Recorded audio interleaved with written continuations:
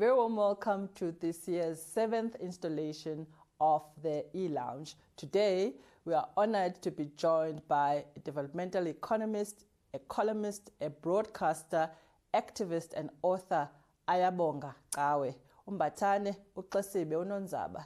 He is a founder and managing director of Tshepo Holdings and sits on various presidential advisory panels such as the National Minimum Wage Advisory Panel and the VAT Zero Rating Review Panel. Mbatane holds a master's cum laude in developmental theory and policy from the University of Witwatersrand. His book, The Economy on Your DoorStep, probes the reasons for the tragic paradox of South African life. Ayabonga goes through and beyond what is wrong with our economy and explains how economic actions frame the lives of South Africans in a transitional society faced with challenges of unemployment, poverty, inequality. The book outlines some key areas that can and should define the policy agenda towards a people's economy in South Africa. Insights and inspirations stimulate great conversation. The E-Lounge is one of our knowledge share platforms anchored on our values of learning and leadership. We do hope that you tune in, engage, and take away the knowledge from this great conversation. And always remember, those who desire to lead should read. Thank you.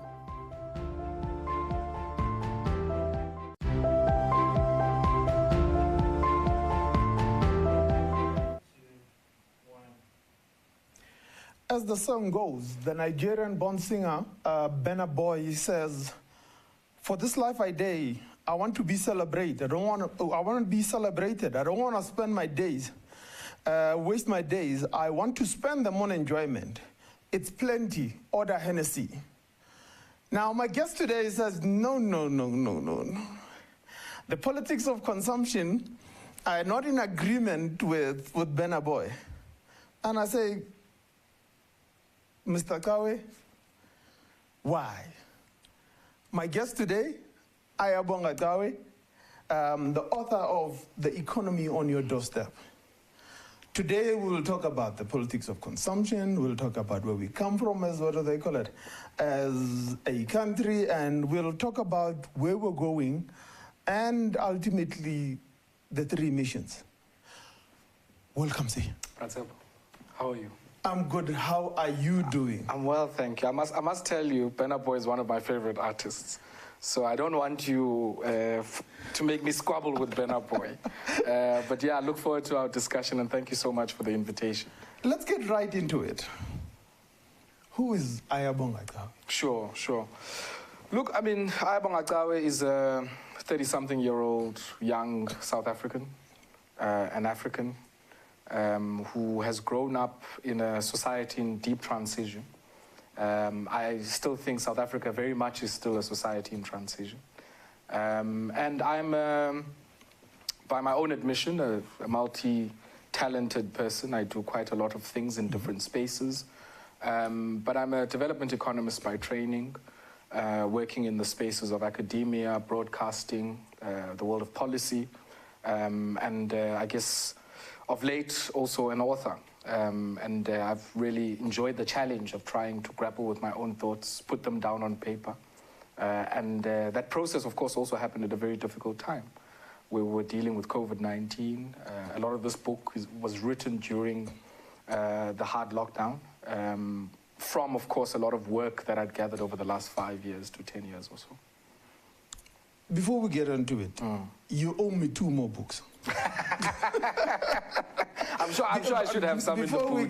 Before we get on with it, you owe me 2 more books. And let's get on with your love for economics and how you got into economics. And something that you didn't deal with in this particular book, the role of education and, you know, probably the downgrading of mathematics and the challenge why we do not have as many economists as we should have as a country. But how did you end up in economics? And before we even get into the complex thoughts in this book. It's so interesting, actually, that you draw out that connection between mathematics and the study of economics. Yes. Because if you look at most economists, a lot of them were mathematicians. I mean, you know, Keynes, Marx, a lot of them were people who were very proficient in the language of mathematics, if I can put it that way. But for me, I think I didn't always want to be an economist. Okay. At some stage, I had dreams of being a chartered accountant, because whenever I read the papers, all the CEOs were CAs. But I think for me, it happened at a time where, towards the tail end of my teenage years, where the idealism starts, you know, where you start to ask questions. Why is the society like this? And I think the first introduction was in a mathematics class. And we had a teacher who said, before we even get into the equations and all of that stuff, let's sit down and ask what you would use a lot of this for in life. And they spoke about economics, and it didn't register really. And then I became part of a group called the 12 Club at Queen's College, where I went to school. So it would take the top 6 students, or top 8 students in grade 11 and top 8 students in matric, and they would create this club where there would be issues of discussion, be it current affairs, scientific inquiry, and so on. And I remember in a lot of those sessions always asking questions, and I remember the teacher used to always say, well, that might be best answered by economics. And similarly in the history class, a lot of the questions we would ask about why is it that people go to war? Why is it that material conditions change in such a way that it creates contestations in the society? And our teachers would always say, well, maybe economics can answer that. But my school didn't offer economics. Yes. So I had then the chance when I got to Wits after matric, initially having registered for a BCom law, and then took up economics and ended up majoring in that and finance in my undergraduate. And decided to continue, but now branch off into development economics, largely because it was able to explain a lot of the transitions and the difficulties of the places that I came from, you know, more than maybe other branches of economics. And that's how I ended up studying it. And also, I guess, having been part of the student movement, there was always the need to use economic tools to explain particular things or to even contest certain ideas that were being presented. This is a book like no other. An important book for that matter. But it's not a book that naturally anybody would just go and say, look, I need to read Unless this. you're looking for it, Yes, unless you're looking for it. But get me into your thought process right there and there. I know you do a lot of interviews. You write for, what do they call it, for a number of publications, Business Day and everybody else, and the Daily Maverick and things like that. But what sparked beyond the curiosity that lies in, you know, you exploring the issues that start off the book? But sure. What was the concept when we were starting off? I didn't want to write this book now, actually. Okay. I've always had a belief I've got 3 books in me. In this one lifetime. I told you owe me 2 more. Yeah. I've always felt I've got 3 books in me. I was approached by the publisher, who said, look, it seems you're writing a lot. Do you think you've got bandwidth for a book? So I met with her and I said, no, man, I'll think about it. I'm not sure. And I remember on one Saturday, it came to me and I realized, you know what? Take this thing up, because you are in a moment now where there are a lot of contestations about the economic direction the society must take. What are the tools that sit in different places in the society? How do you make sense of all of these things? So this is the moment. And if you miss this window, there might not be another opportunity to write the kind of book that I ended up writing here. So I then agreed to the publisher. I said, look, give me 18 months. She decided to give me 15 months. And in so doing, what it was to go back to all of the research interviews and even some of the radio interviews I'd done over the last few years. And try and put together a body of ideas in the first part of the book that are able to grapple with the context that we see all around us. And then in the second part of the book, revisit some of the columns that I'd written over the last 5 years or so. So the first part of the book, I must say, was the more difficult part to do. The first chapter around what happened in the town I grew up in, and as an early introduction, I guess, to how political struggle interfaces with economics, was a bit easier to write because we had been working on a documentary for the last sort of 2 or 3 years before, so we had all the material.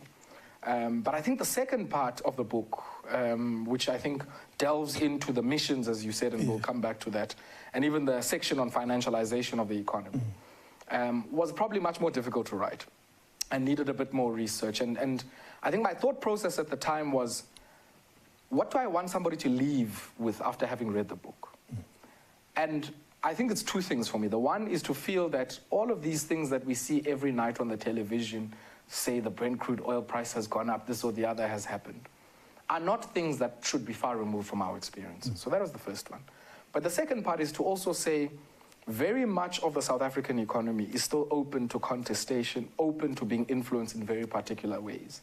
And what it requires us to do is to have the vantage point and the tools to be able to engage in that discussion. Economics and economic policy is too important an undertaking and exercise to just be left to economists. And I think this book really was not, it's not a book meant for economists, although a lot of economists like it. But I think it's meant as a book for people who are interested in agitating for change. And I think that's what informed me even before I started writing some of the material. This is an important issue that you've just raised now, because when we talk economics and, you know, in the general nature of it, we can't talk the economics of the day or a period, a decade or something of that sort. But what you did is you went right back. You know, it is always said that the buffalo tree, or umlatankosi as they refer to it in Zulu, has two tones. The small one that is very, it's very small, but it's very prickly. And yeah, and it can go deep. Yes, it faces back, and then the other one faces forward. The reason for that is that you must look back, but don't get hooked up by the small tone. Yeah. And you'll see that its tree has this crooked way of moving around. Now, you have to remember that, in essence, that is a reminder for you that you must look back before you look forward. Yeah. But always face forward, so that, before we look forward, and then we go to the missions and do all sorts of other things, let's go back into history. Sure. The apartheid machinations and what do they call it, and in itself, first and foremost, the Land Grey Act. And what it meant to, you know, the dispossessions of Africans. That is an important conversation. It is, you know, this book explains a lot. I go to the Eastern Cape quite a lot. I know a lot of people there, and the number of farms that are not used there as I drive through bothers me. But I never understood why until now. Let's go back there and talk about those things. Look, I mean, I think for me, before you guys said roads must fall, let's talk about roads. Yes. Look, I mean, even when we were saying roads must fall, I probably was not as familiar with that history. Okay. And think about it this way. I come from what was the Glen Grey district. Yes. Both of sides of my parents are originally from that part of the world. And so in a sense, the moment I come into it, primarily through the work of Kgobe, I begin to realize that actually what was decided in 1894 in the Cape Houses of Parliament has had a much more enduring impact on the organization of African life in the rural areas than what we sometimes understand.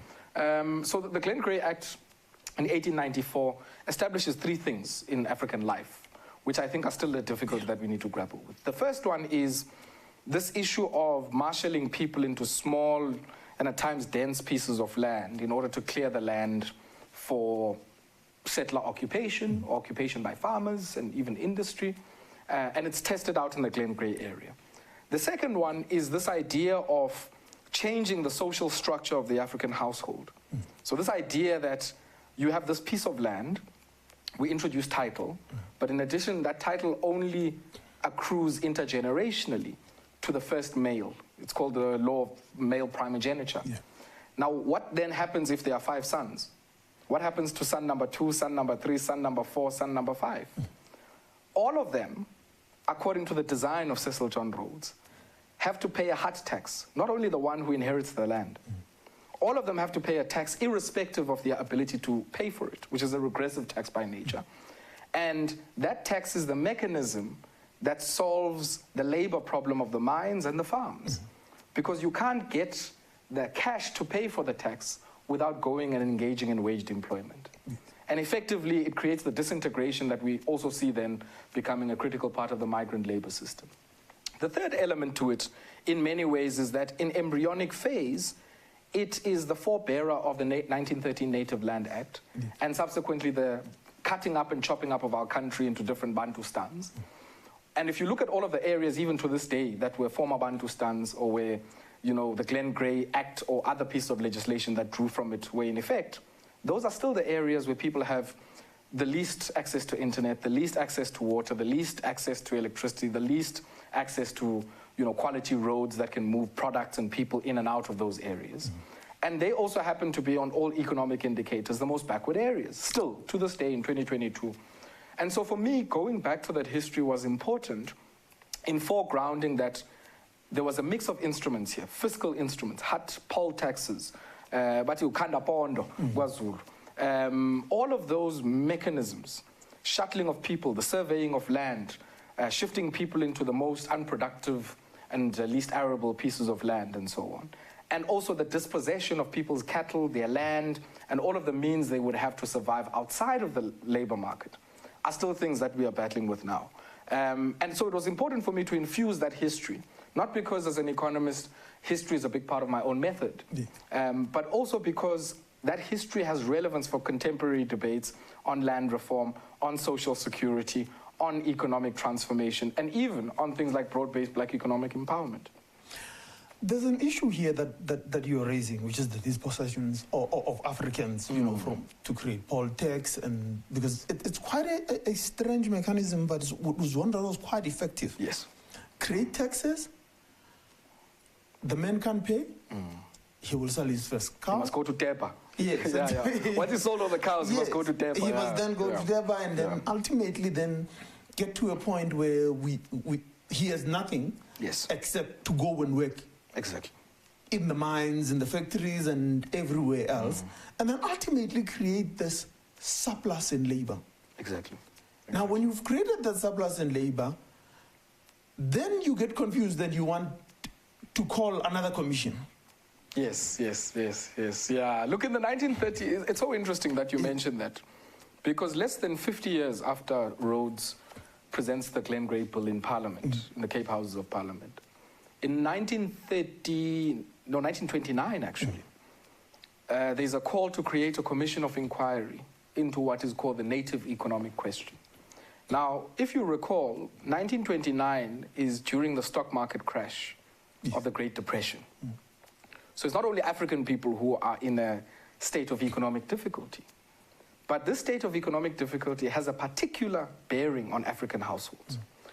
Because of everything else that has happened subsequently. Taken off the land, there's all manner of issues, the introduction of the color bar in the 1920s, which dedicates specific skilled categories of work only to white people and so on.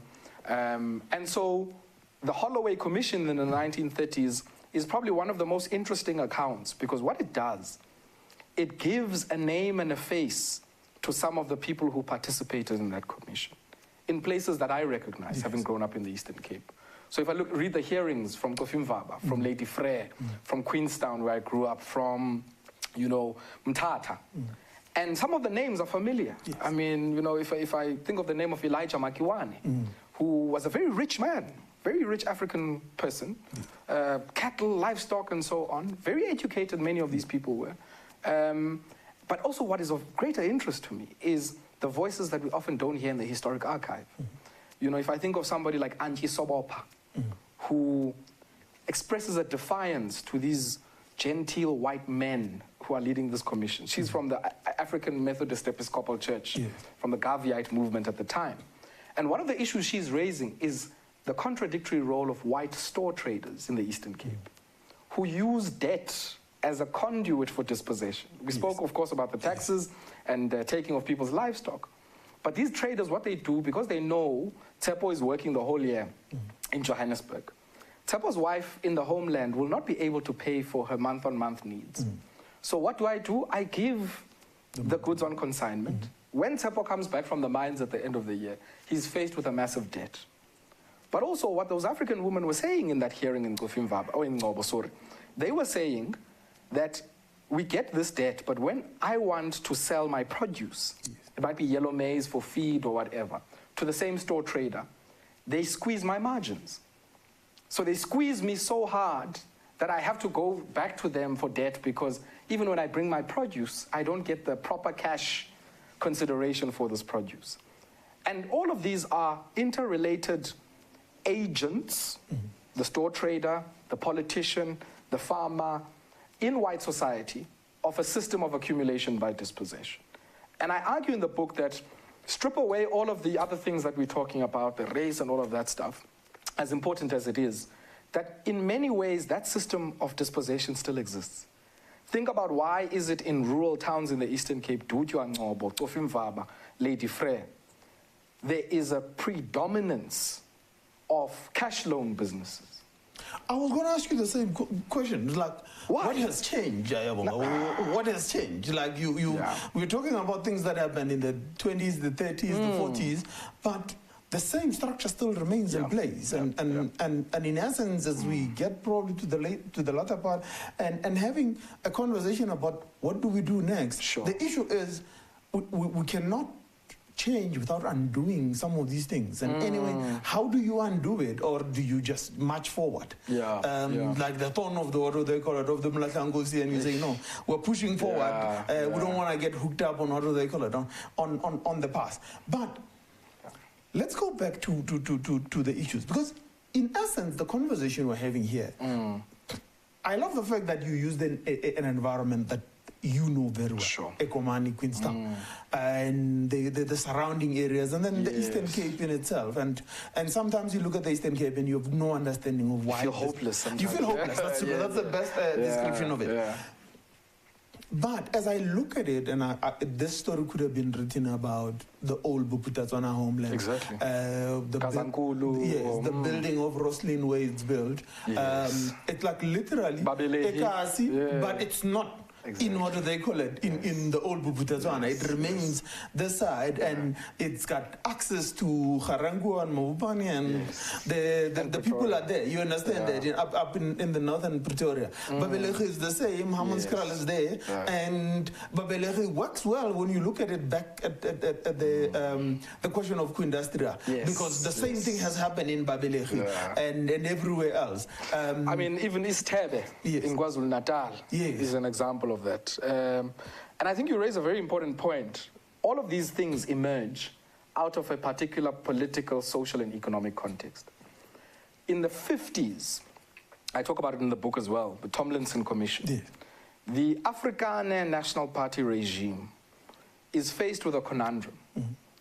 The road started in the late 19th century of trying to take African men of working age off of the land to come and work, is now presenting its own challenges in the urban sphere. Because remember, as Africans, you were a resident and a citizen of a homeland. But you could easily you were a temporary... you could easily be talking about Hillbrow right now. Exactly, you were a temporary alien in Soweto, right? You happen to live in Soweto insofar as you can work. The moment your relationship with your employer is severed, you can no longer have a basis to be in the city. You must go back to your homeland. That's why even your book of life what would be written, KwaZulu, Gazankulu, Ndebele, or whatever. Now, apartheid, after the Second World War, is then faced with a contextual challenge, an economic issue, and subsequently right through to the 1980s, which is when the post-war boom ends, you can no longer absorb the numbers of African urban population into employed labor. So they're effectively now, they're illegally. And you create all of these measures, lodger's permit and all of those things to try and police people and regulate their movements. But then the regime realized it's unsustainable to do it. So what did they do? They said, well, let's kill two birds with one stone. Let's give an opportunity to Afrikaner aspirant industrialists. And we'll give them what I call rent opportunities. In Babelege, in Timbaza, in Quindustria, and so on the border of the homelands, right? And what we do is that we give them all the incentives they'll need. We give them rail incentives, electricity incentives. We even give them wage subsidies. And in return, they will get a pliant labor force. We will ban trade union activity in these factories. And effectively, we link them up to the market for whatever it is that they produce. And we create artificial industry in these areas. But also what it does is that it then stems the tide of people leaving the homelands to come to urban South Africa in the Republic. And so effectively, they try this thing for about 20, 30 years. By the time 1990 comes, many of these artificially created industries are unable to stand the weight of international competition. And I think it's one of the issues we need to engage with, Tshepo, because in many of our communities, you go to Brits right now, you go to Garankuwa, many people will say the apartheid regime was better because Babelegi used to work. We used to business without understanding some of the policy questions that gave rise to that msebenzi and the terms. I don't think anybody who works in a factory now would agree to the kind of draconian and authoritarian production system that was associated with that. The wages, I mean, I even say in the book, we're nowhere near industrial wages in other parts of the country. And I think the task now and the challenge that confronts us in post-apartheid South Africa is how do we take the best of what was seen there and transform it in a way that makes our township economies not only consumptive and retail economies, but also producing economies and economies that can add value to some of the products that we create. But was this some form of state capture in a way? Of course. Of course. Roads was state capture. The first example of state capture, actually. And you know, sometimes we don't talk about these things, right? I mean, the idea of South Africa is not even 200 years old as a phenomenon. This country, before 1910, is effectively a wild, wild west of contestations between different commercial, political, and social interests. Van Riebeeck comes here on behalf of a company. Of course, it's a company that has a charter from, you know, the King of the Netherlands or whatever. And similarly, the British come here for solely commercial reasons. And their fight and contestation is what then gives rise to what we understand as the Union of South Africa. So in a sense, we are a nation in becoming. And the capture by commercial, you know, the corporate capture of the state is something baked in as a feature since the arrival in 1652 of Europeans in this country. The incredible bit in the book is when you start talking about the consumer boycott in Queenstown, the first one. Yes. And to me, you know, I've since realized it wasn't the first one, but we can talk about that. You know, for me, it's like it's an interesting conversation because to us, I mean, I know the consumer boycott of '86. Yes. I know the consumer boycotts that followed subsequent to that. Abantu used to be made to drink whatever they bought. And all over the place here in Gauteng. Now, it's an interesting bit because suddenly when and we have to talk about this power that we hold. Yes. The power of consumption. Yes, sir. Because ultimately everything leads there. Yes, sir. Because at that point in time we were able to numerous times force change. Be it as menial as it was. Let's talk about that one in Queenstown. You know, or the first of those that actually happened. You know, it's so interesting that we're having this discussion now because I'm getting goosebumps just thinking about it. Yeah. Because one of the gentlemen who was a respondent for me in that piece was put, you know, to rest over the course of the weekend, Mr. Daniel Lolwana, who was one of the leaders of the ad hoc committee, the residents ad hoc committee. Yeah. Now, I say it wasn't the first boycott because having gone to the archive subsequently, I begin to find that the African National Congress in Queenstown in the 50s was already planning boycott actions of specific business people in the town who weren't in support. This is the time of the Defiance campaign. Yes. Who weren't in support or were mistreating their workers and so on. And there's a story of a meeting where Walter Sisulu goes and he addresses people there and so on. So in a way, there was a continuity in generations. The first victim of the consumer boycott in Queenstown had been involved in the 1950s in the Defiance campaign and had come back now as an elder of a younger generation there. But the point you're raising around withdrawal of our buying power, I think is critical. It's critical because in the post-apartheid period, a type of consumer advocacy has died in South Africa. You sometimes hear people, let's boycott this brand doesn't treat us well, you know, there's a hair issue and all of those things that we hear. But there's no real politics that says, as a group, not as individuals, my buying power as an individual is inconsequential. But if I am able to build a mass struggle around us not buying from a particular entity. Because capitalism functions, or industry or business functions, on the basis of being able to get sales through the till. Yes. And many of the people at that stage in 1985 in Komani were saying, we live in a very particular kind of squalor. It's a squalor unparalleled even in towns that are smaller than Queenstown. Yes. The fact that less than 50 years ago, people in Queenstown were still using public toilets. No toilet in the yard even. The fact that people's children were being taught in zinc structures on people's garages. The fact that there were no recreational facilities. The fact that there was all of the things that are critical to reproducing successive generations of the workforce were not in place, is why the community then said, if you are not interested in replenishing every single day by making our lives livable, successive waves of the workforce, then you do not deserve that workforce, nor do you deserve the hard-earned rands of that workforce.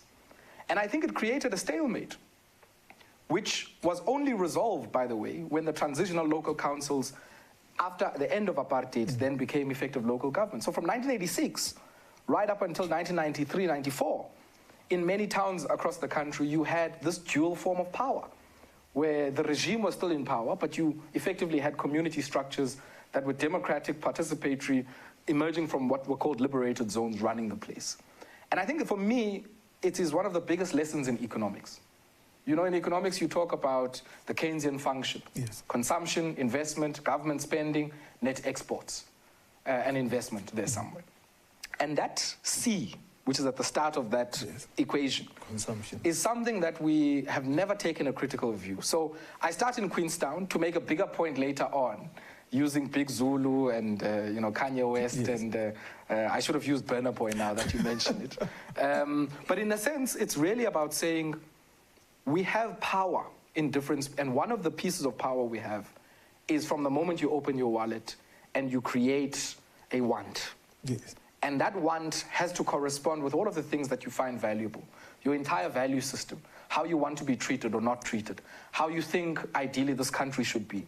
If we can't marry the use of our buying power to that, then there's a problem. And of course, now somebody might say, Ayabonga, you're speaking from a position of privilege. I can't make a choice if I'm going into a shop and I only have 100 Rand, whether or not I must agitate for a consumer or whatever. If this thing is cheap, I'm going to buy it. But haven't we become Twitter politicians and Twitter activists? Yes, we have. Because that's what we do. We all sit there in our houses, and then, you know, somebody tweets something we don't like and we get on it. And the facelessness of what they call of our boycott, or the anonymity of our boycott, has allowed us to sit comfortably where we sit. And this organization, in actual fact, we are misusing social media tools that we're supposed to use, I mean, that we use for the Arab Spring and everything else out in the world to change the lives of the people. We're misusing them by, you know, black Twitter. I mean, that's one thing I don't even deal with. But Tshepo, it's also, for me, the lack of a political character in the black middle class, right? People are engaged in struggle in our communities every day, right? But as a middle class, now we're behind our keyboards, right? And I always argue that we, as the middle class, black middle class, are a shapeless and unreliable, let alone dependent ally for the working class. And yet, all of us are 2 paychecks away from the breadlines. All of us don't have assets. All of us don't, well, in the meaningful sense, aside from your bonded homes and whatever. All of us don't have the kind of things where if you are hit by a serious financial shock today, you'd be able to recover from. You saw it during COVID. We don't have that. And yet, we are a shapeless and a very vocal, I must say, class and a layer in the society. And it's a layer that if we do not find common cause with the many masses of people who are excluded, discouraged, work seekers, people sitting on the margins of our society, then the society, as unequal as it is going to burn. Before we get to that level of what they call of Twitter politics, let's talk about African nationalism versus African nationalism. And in essence, us coming back to this conversation, because the segue, you'll see African nationalism has actually continued and evolved to its modern form. But somehow African... But let's get on to what let's explain the concept. I actually was wanting to listen to you because I think you're taking it somewhere where I don't go in the book. I mention it, but I don't go there. I think you're right. Afrikaner nationalism across space and time has morphed into different things. African nationalism also has not been static. But I think what has happened is that the class character of African nationalism in South Africa has shifted. So if you think about Afrikaner nationalism, Yes. let's go to the Anglo-Boer War at the end of the war. The Treaty of Vereniging, they come together, they decide, okay, guys, we're done fighting now. They get reparations, they get a good start, or whatever, right? But by the 20s, there's a lot of disaffection among the Afrikaners. They're saying the droughts are hitting us. There's a massive exodus of Afrikaner women and children to the cities because of the agricultural productivity declines and the weakness and so on, all of that. And the Great Depression makes it worse. And I argue that it's those conditions of the first 30 years of disaffection with the Union of South Africa by the Afrikaners in South Africa that gives rise to the 1948 moment. And Afrikaner nationalism then, in 1948, becomes a project of solving the poor white problem. So if you look, for instance, at, I grew up in a neighborhood that was built for railway workers. It's a lovely neighborhood. I mean, black middle class now live there or whatever.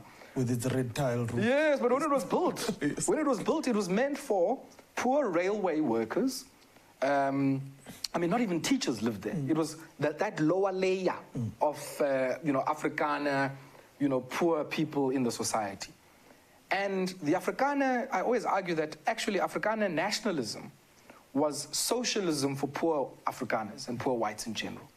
Because it made sure that all of the things that you need as basic needs are covered for by the state in order to give you a springboard to ensure class mobility. What did African nationalism do? It said, look, and I agree, African nationalism is much wider in scope and is much more inclusive than that exclusive, narrow Afrikaner nationalism. But our interpretation in the post-apartheid period was to say, let's create a class, this middle class we're talking about. But it's not a class in the truest sense, insofar as that it's a how do I say it, a reliable, multi-generational layer in the society that has its own political and social identity. It's not there. And I think the ANC, to its credit, has created a class of people through employment equity, BEE, and even employment practices in the public service. But it hasn't created, it's created a class, yes, but it hasn't created a class of economic agents. And what the Afrikaner regime did was to make sure that it's not enough to place people into Spoornet, but you have to create an entire constellation of institutions around that to ensure that you build your hegemony and power in the society. You create a Volkskas so that every month the salary that's paid to that menial worker goes into Volkskas. The bond that menial worker needs gets from Volkskas. If I'm an Afrikaner entrepreneur and I need concessional funding, the Land and Agricultural Bank is there for me. There are a range of other institutions, the IDC and others, who are able to assist me. We have not done that. Ayabonga, did we throw out the baby with the bathwater? I think we did. Did we throw out the baby with the bathwater? I think we did. Because there were policies there that made sense, but because of the anger at that point in time, and I'm just, we're having a conversation. I mean, somebody out there is thinking, no, these two have lost their minds, and collectively so. But did we throw out the baby with the bathwater? Look, I mean, we were warned. Oliver Tambo, in one of the quotes, and it often goes around, encourages, the younger leaders in the ANC to even learn from the enemy. And we have a reluctance to do that. If I disagree with you, I'm not willing to learn from you, because there are certain things that you are doing that are correct. You would not be my, antagonist or enemy if you weren't succeeding at doing certain things, right? And I think we did throw the baby out with the bathwater, but I think we must also locate the South African experience in the context of the global political economy. Some of the things the National Party was able to do in the 40s and the 50s were not possible in the 90s. Due to the shifts and the reconfiguration in the global political economy following the Second World War. And we need to accept that. Let me take, for instance, the World Trade Organization would never allow the kind of tariff subsidy and non-tariff support extended to the agricultural sector by the apartheid regime for South Africa. They wouldn't allow it. We wouldn't be a member. We wouldn't have bilateral agreements. We wouldn't, That's one example. But the other one is that there was an ideological shift even among the elites that were driving, the apex nationalist organization at the time, the African National Congress, who were starting to be won over to arguments that were saying you need a minimal state intervention in the economy, you need all of these things. Now, of course, on that point of the minimal state intervention in the economy, that flies against the socialist leanings of the alliance, but it also was convenient at the time because apartheid had been such a state-heavy model. So in a sense, freedom was also about a retreat of the state away from different parts of social and economic life. But this one, in my view, was an unintended retreat that opened up the state to particular kinds of contestations that we're still dealing with now. And we're dealing with them in a situation in our society and in our communities that is much worse. We will come back to this issue, but, but I want to ask you a question. Have we in some way tried and recreated the subsidies, you know, the GTIC has got some subsidies for farmers, it's got for production, for all sorts of other things. But, and the bit where I think we threw out the baby with the bathwater is the integration bit. Yes. Because we have all of these things, they are there. First and foremost, accessing them is a nightmare of note. The bureaucracy that goes with them is just unbelievable.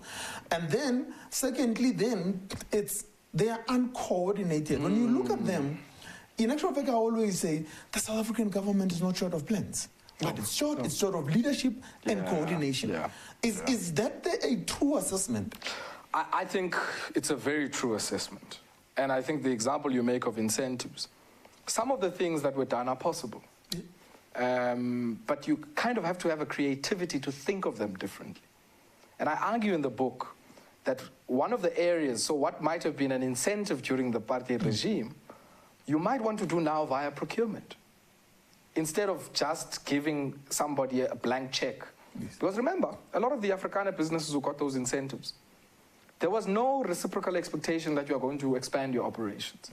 You could get for 30 years, straight up, with no expectation of any reciprocal action, an incentive, wage incentive, rail incentive, electricity incentive, all of those things. And that's why by the time, so there's no expectation that you must improve to the point where you can compete globally. Because there must be an entry and an exit point, even in an incentive. You can't be living off of incentives forever. And what I find interesting was, in South Africa, we didn't learn from that experience. That the moment those Afrikaner industries were exposed to international competition, they all floundered. Because they'd been artificially propped up by all of these measures. And I argue in the book that there are areas of unintended industrial policy. Let me give you some examples. The creation of a black middle class in South Africa has created more domestic work jobs than ever created in the history of this country.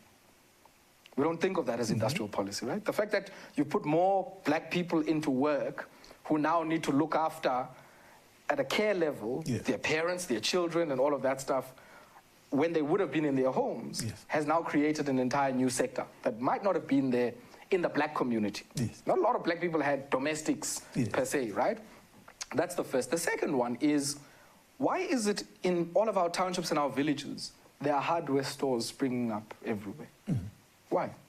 Why is it when I read the numbers of cash build, or even any of the other infrastructure guys, they say a big part that's driving their margin growth is actually coming from the rural market? But before we go to that level of what they call it, let's stack it up, because me and you, we can have a very complex conversation about something that requires us to stack it up.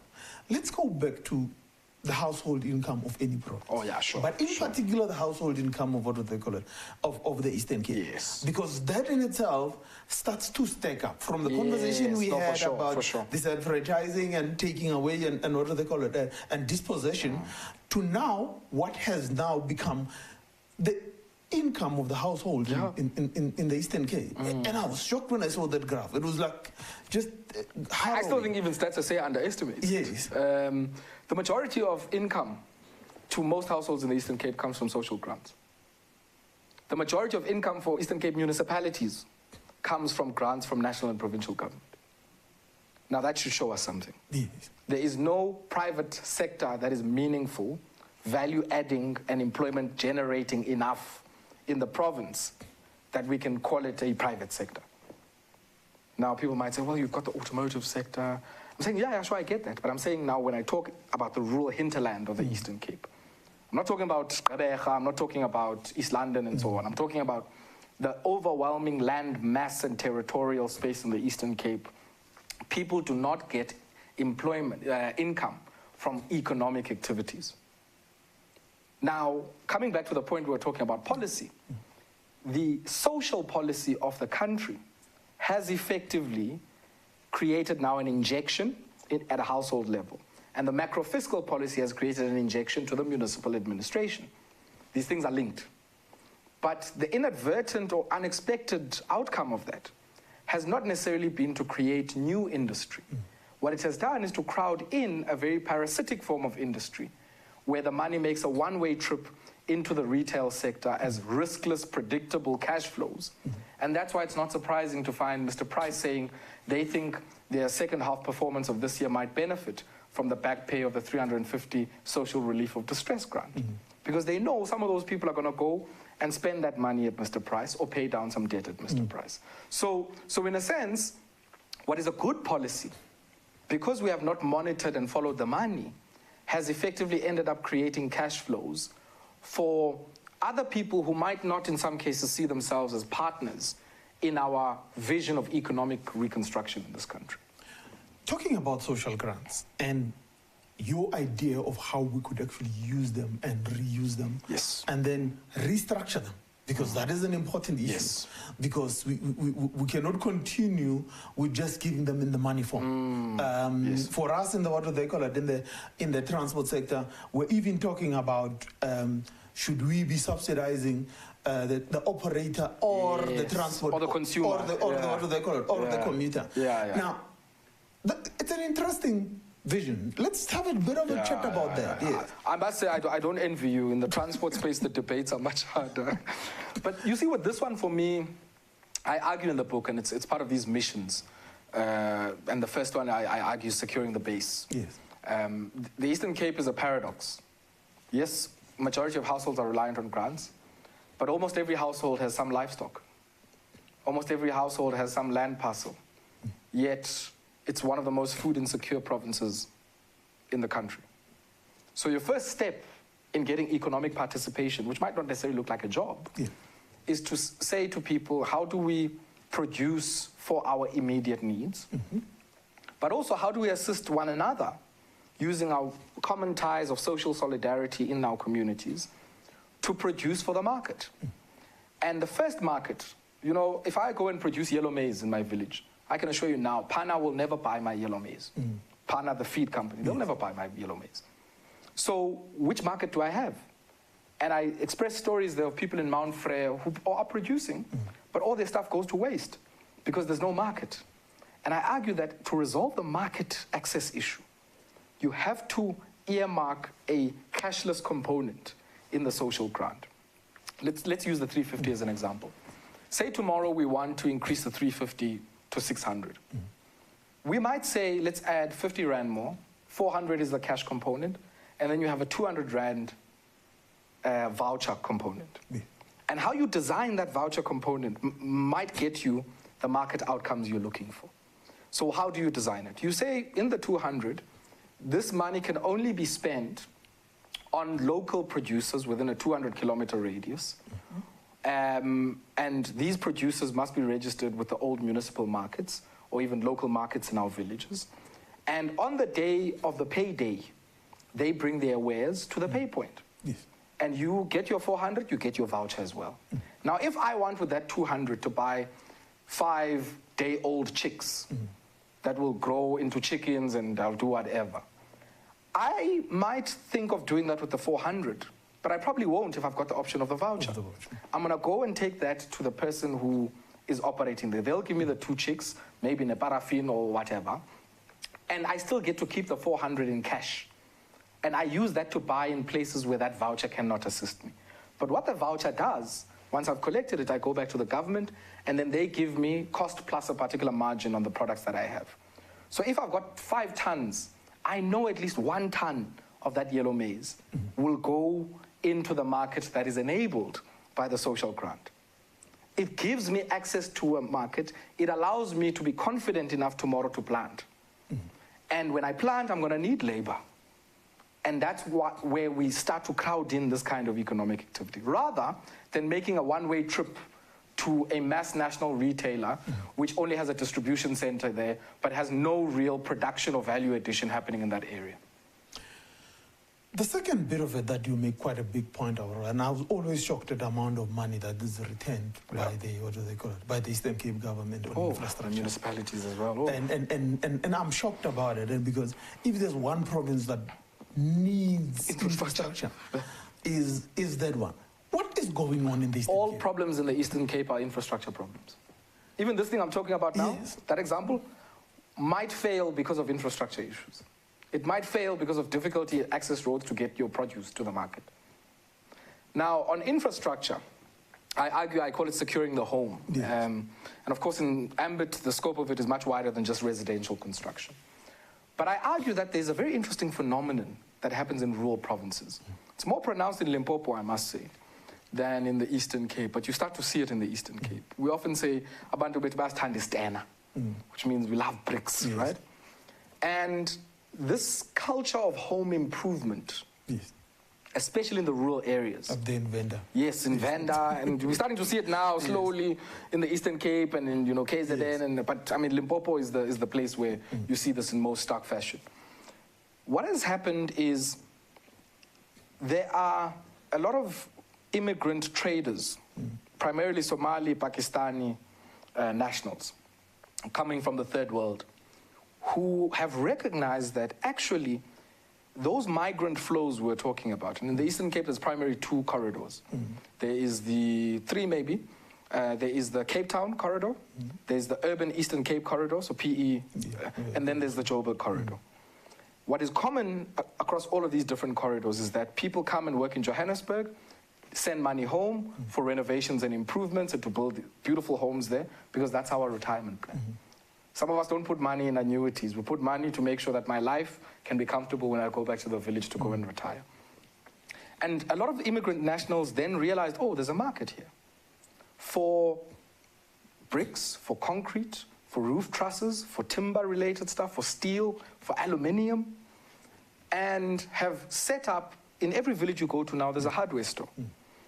Now, that is a failure in understanding from our own government, because all of that could have been operated by the state. We have Sanral, for instance.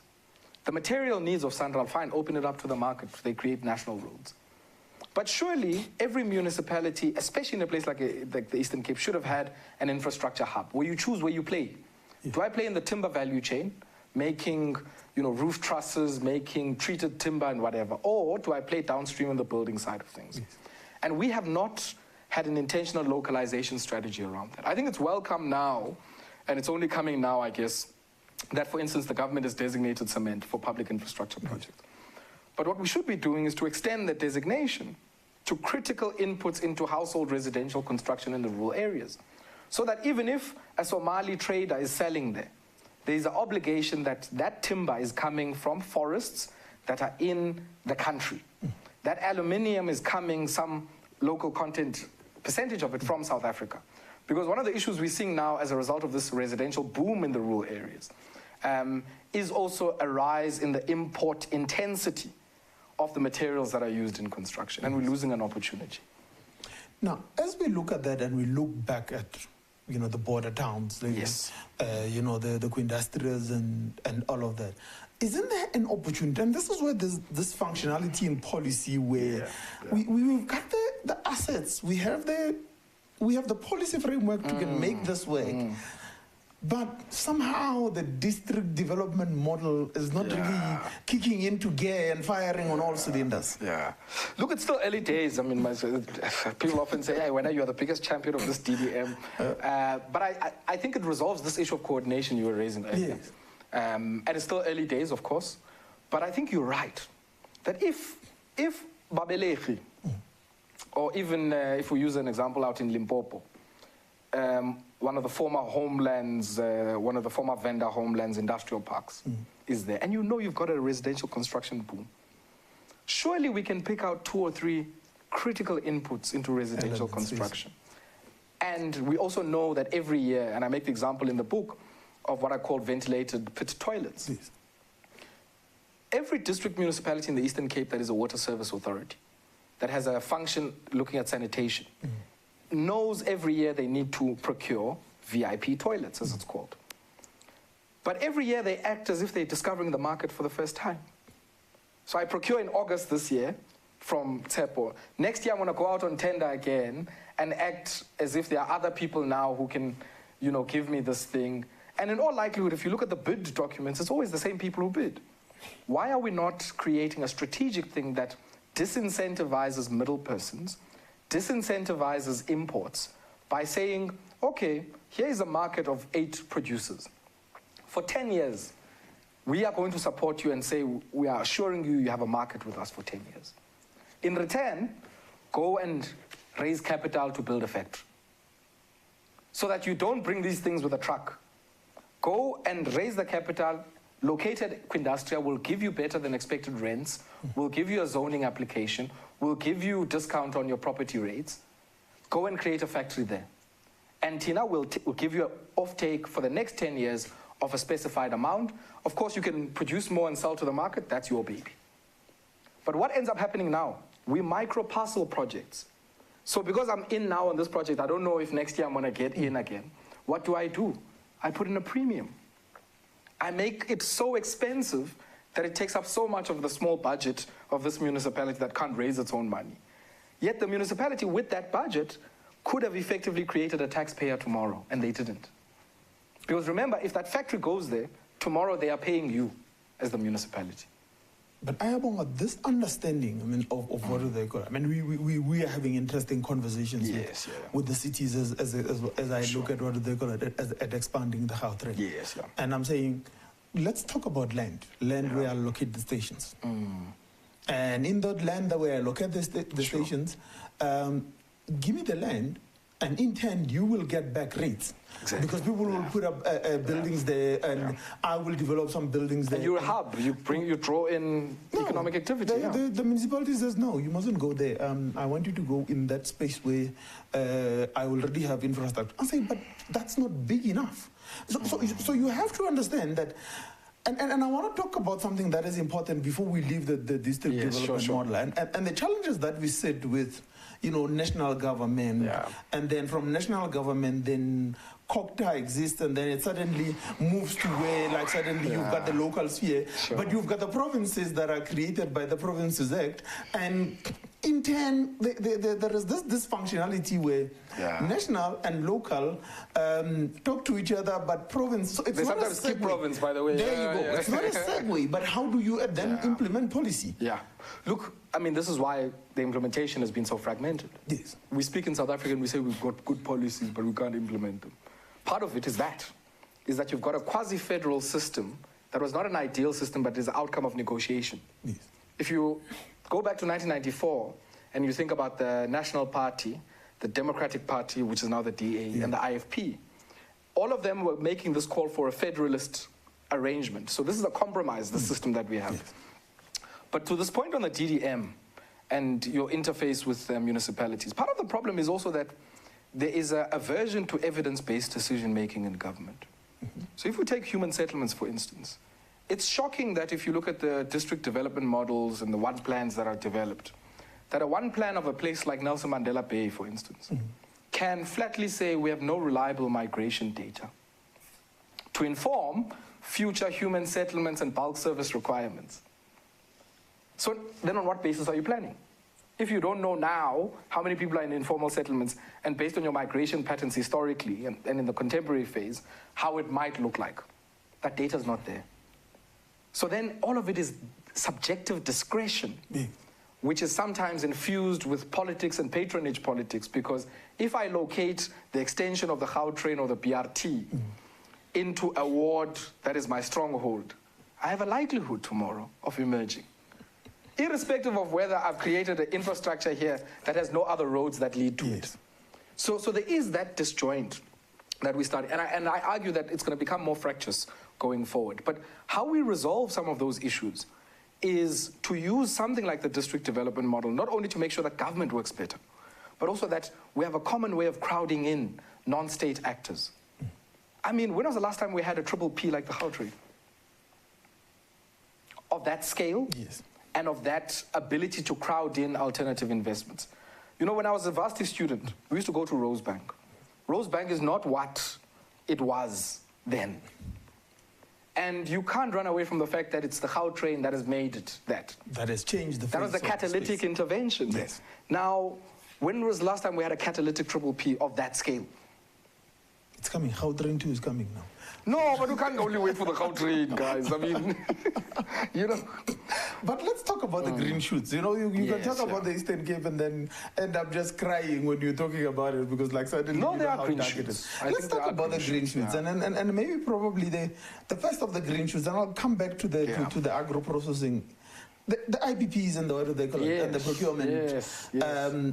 But you also argue something else. The cyclic nature of IPP procurement is creating problems. Let's talk about that. And the, what do they call it? The diversification of the Eastern Cape economy and going into the independent power producers. Yeah. Look, I mean, I think if people need to understand the history of the Eastern Cape first before we get into this diversification story. The Eastern Cape is primarily a agriculture, tourism, automotive and labor exporting province. That's its job. That's the economic character of the province historically. And a big part even of the provincial master plans has been how do we diversify the economy, get more foreign exchange earners, export capability and so on in the province. And I argue that one of the new areas that has emerged has been the independent power producers, in particular wind technology investments in the province. I think by bid window 4, the Eastern Cape probably had the overwhelming majority compared to other provinces of wind investments. But all of those wind investments, I guess, slightly scattered, but a lot of them concentrated on that strip between, you know, I would say East London, maybe right through to St. Francis, going past Gautrain. And there's a lot of potential there. Not only during the construction phase, but even in the other, and of course not a job-heavy thing. But I think where the opportunities are not just in the construction, of course, and the ongoing maintenance of the thing, but are in upstream possibilities. So if you take a wind farm or a turbine, there are very complex parts to a turbine, but then there are also mundane parts that can be made. For instance, a steel tower or a concrete tower can be made. The concrete base. The balance of plant, so connecting the wind turbine to a substation and transformer and so on. South Africa has capability there. The complex parts are probably in the control system, which sits in the nacelle at the back of the wind farm there. And that can even be controlled all the way in Denmark. Now, this is an opportunity for the Eastern Cape, which, by the way, has such a preponderance of educational institutions. I mean, how many universities are there? Rhodes, NMU, Forte, Wusu, 4 universities in a rural province like the Eastern Cape.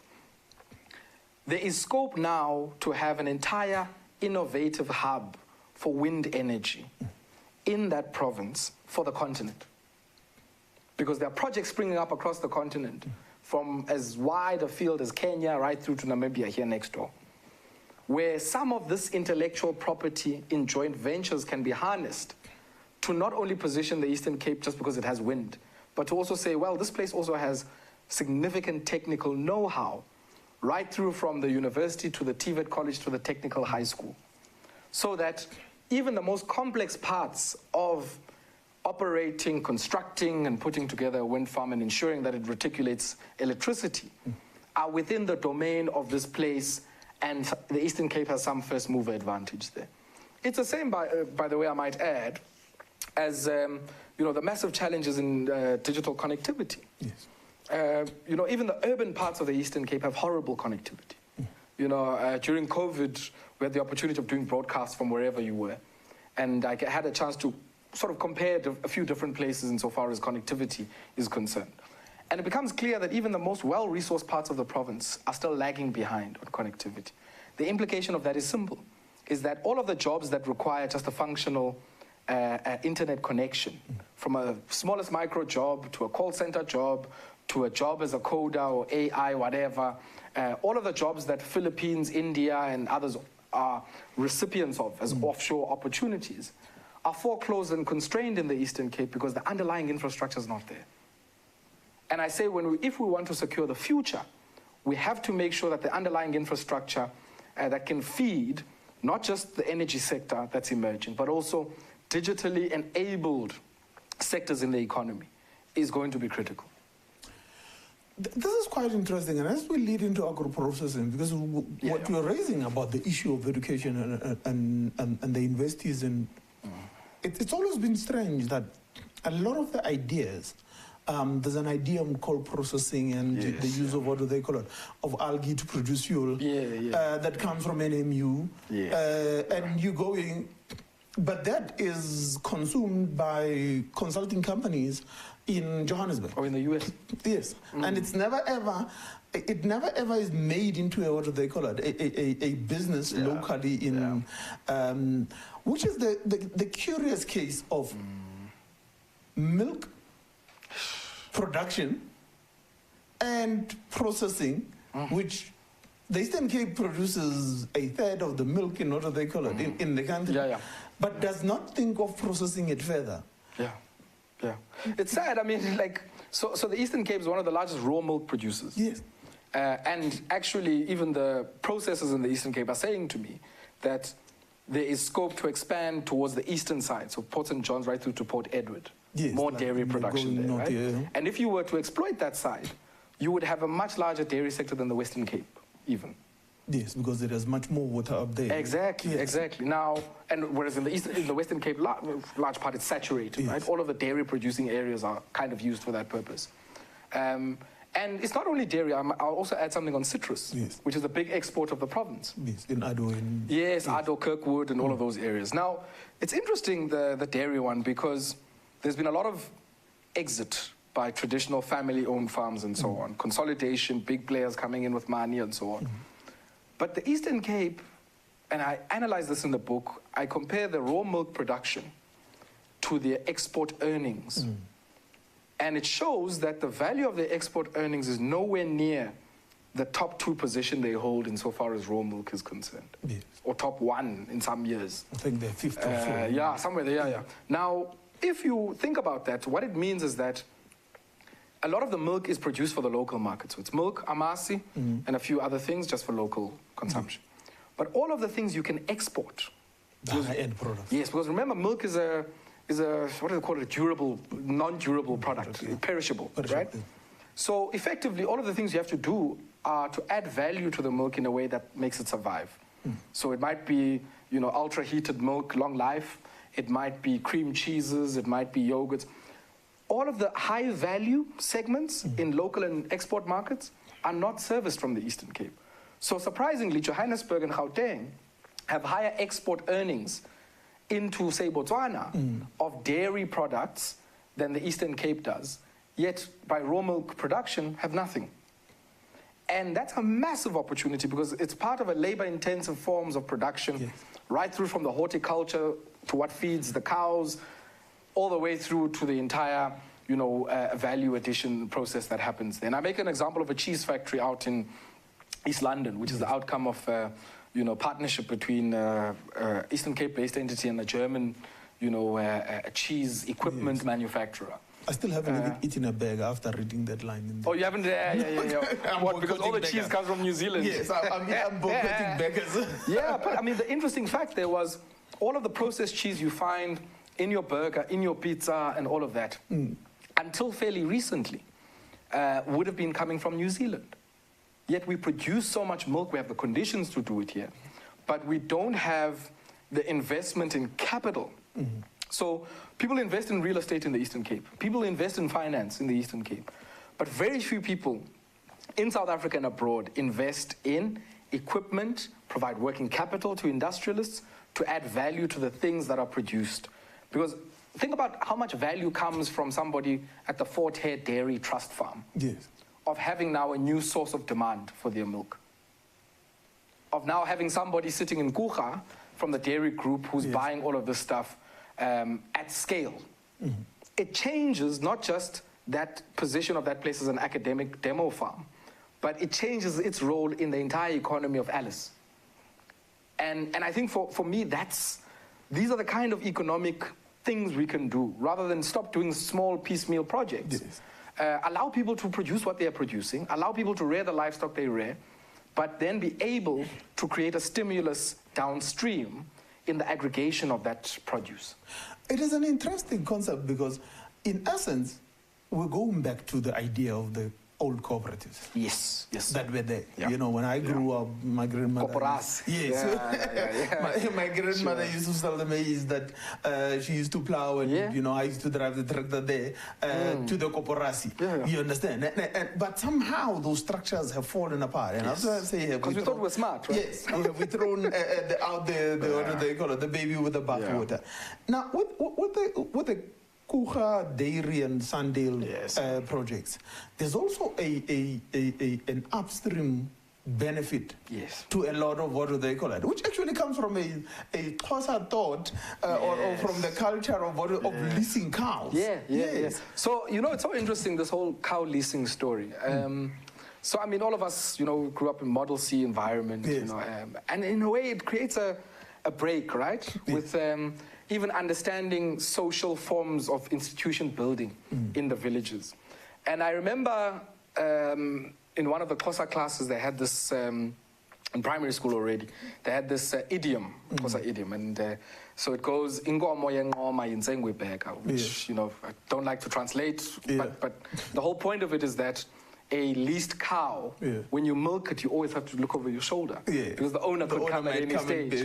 And I remember sitting at home asking my father, like, what is this Ngoma story?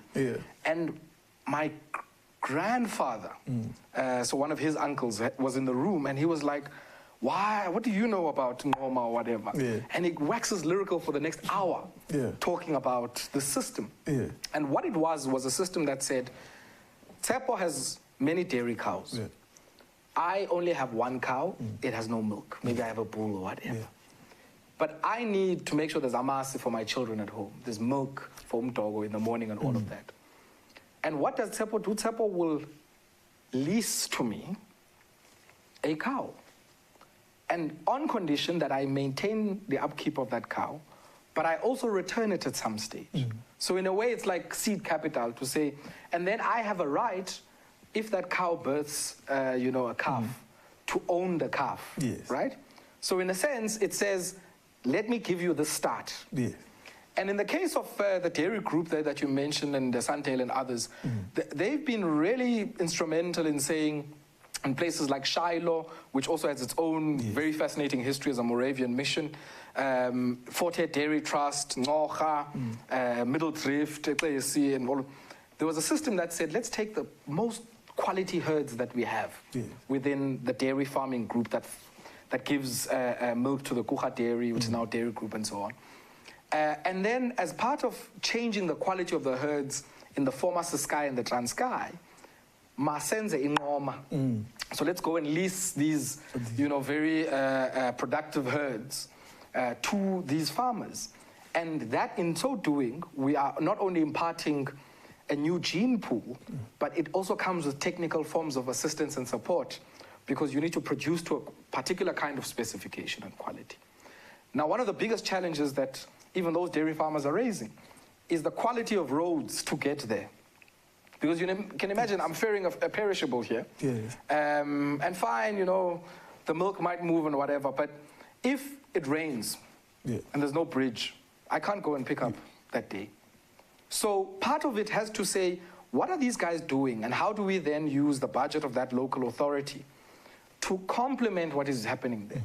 So how do we take the Enoch Mkijima local municipality's budget to fix that road from the Shiloh, you know, milk shed to the road that goes to Port Elizabeth, as part and parcel of saying, we recognize that you have taken this step. Let's enable you even further. So if you are moving 1 million liters a week, we want you now to move 5 million liters, because you can do so in a much more convenient fashion. But that is that integration and coordination I was telling you about. You see, the problem is that these bits and people in industry, there's a deep distrust between industry and government. So I argue in the book, what's the point of having a structure like NEDLAC sitting Angelico Avenue in Rosebank if it can't create mini NEDLACs at a local level that are effectively collaborative and consultative spaces that bring together labor, business, community and civil structures, and the government. Now, as we move forward, and now we start talking about, we've spoken about the securing the base, Sure. and then securing the home, and then now we're talking about securing the future. Yes, sir. And the securing the future in itself is a very complex mission that goes beyond a whole lot of other things, because in the wake, I used to be in consulting, and one of the things that we always knew, I'd be sitting there and say, just after 2008, and I was asking, are we ever going to get another big project just after the mines had shut down? And somebody just said to me, this is a very highly liquid market. There's so much money in this country, it's unbelievable. And I said, where? And they said, in the banks. And now suddenly it became clear to me at that point in time that this is interesting. How's that even possible that a country that... The big money is not in the real economy. Yes. How is it that, when we're securing the future, beyond building the infrastructure and everything else, is there any bigger restructuring? Because the kind of restructuring we've gone into in terms of the financialization of the market in itself, it's creating a problem. No, for sure. Look, I think you've hit the nail on the head on one site of restructuring. Finance has to be a terrain and a site of struggle around the future economy that we want. Especially the decisions on where finance allocates capital. So let me give you an example. We've been running for the last 18 months a project in the Eastern Cape, putting Wi-Fi in public spaces. No bank will touch us with a barge pole. No DFI will want to touch us for all manner of reasons, because you're doing something, it's a big leap, right? And so our culture of hoarding money in finance, insurance, real estate has also created an aversion to investments that don't meet your hurdle rate. So unlike you go to the US, people will fund or even give pre-idea funding for something that they feel is a game changer. In this country, we don't have that. So that's the one area. The second area is we do need, in how we think about this securing the future story, and I mentioned the energy issue and digital connectivity, but it even expands to other areas. We do need some way of embedding, they say data, and not the data on your phone or whatever, but data is what steel was to the 20th century industrial model, what that is now to our economy. And if we don't capture that market, right through from the data center to the issues of privacy, resolving that, through to the issues of being able to use big data and analytical frameworks to be able to plan future infrastructure, we're going to fail. Isn't that the big market in the Eastern Cape? If you were to look at the Eastern Cape and say, if I go there and then, the data is there. You just need to have the right way of harvesting it while protecting privacy and making sure that POPIA is intact. Just about everybody in the Eastern Cape has a cell phone. And in essence, by their nature, you can geolocate anybody. When you've got a cell phone in your pocket, as Dita is sitting there with his phone, we know where he is, and I can send a Scud missile to go and take him out. But it's in essence, the issue is, isn't that the economy on the doorstep? Like literally when you look at it and saying, but the Eastern Cape needs somebody to be able to bring its data together. Yeah, I think it is. But also, you see, Tshepo, the issue is this. When I talk about securing the future and the data, you're right. All of it is there. But think about this funny issue. Every 3 years, municipalities in the Eastern Cape go and fill out an indigency issue. This free basic services was a big issue in Tembisa a few weeks ago. Every year they go and fill it out. I remember asking a municipal official and said, how much money do you spend on this thing? And they were like, no, we spend 3 million once in a while to go and do it. And then another 2 million to ensure there's integrity in the data, capture the data and whatever. I said, okay, fine. And I asked him, why aren't you making any proxy assumptions about this data? And he says, what do you mean? I say, well, I can tell you already, if you gave me the following data sets, which households are indigent.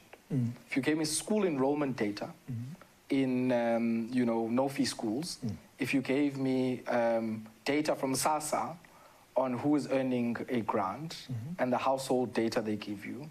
And then the third one is I can also give you data based on cell phone signal data and based on how much people are spending recharging, that will tell you that people are indigent.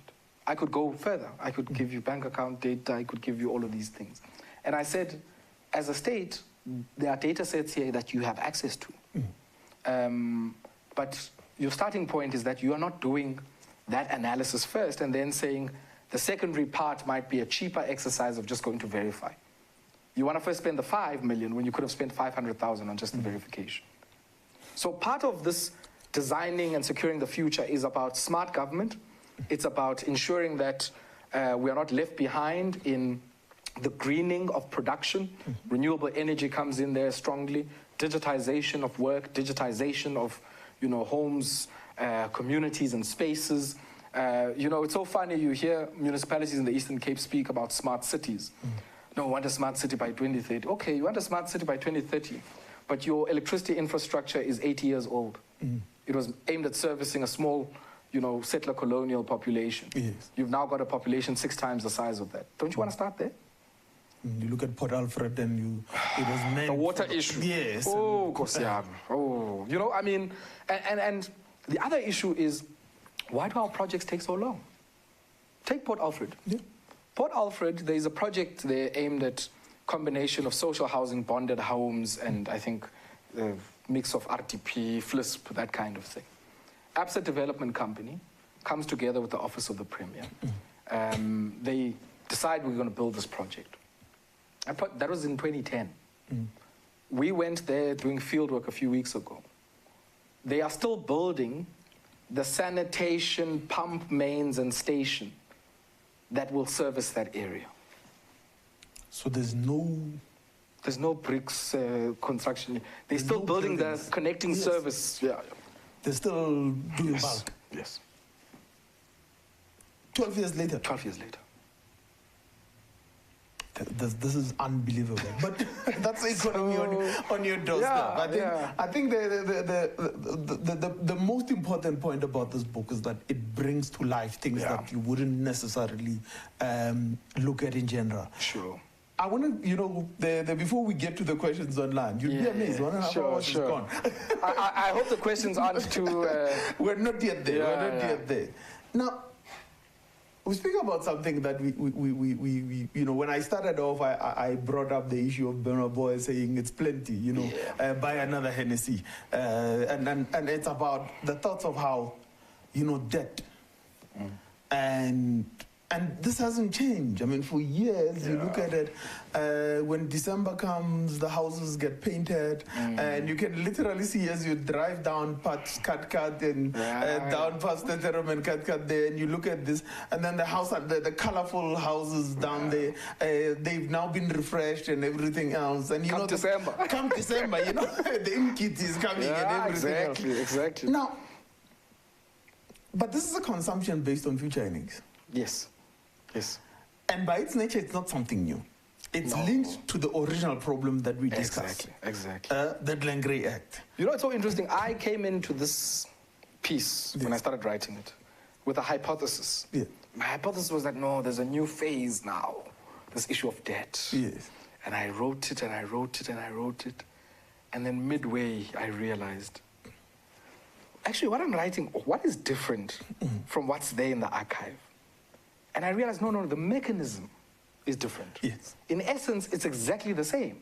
So I like the point you make that all of the consumption, wedding, kitty, cars, and I think we must distinguish. There are certain pieces of consumption that are critical to place-making, identity-making, and even production. And I'm not saying that it's wrong to take debt for those things, right? I think there's a measurable and observable return that comes from that. But I think my challenge there that I'm raising is around conspicuous consumption.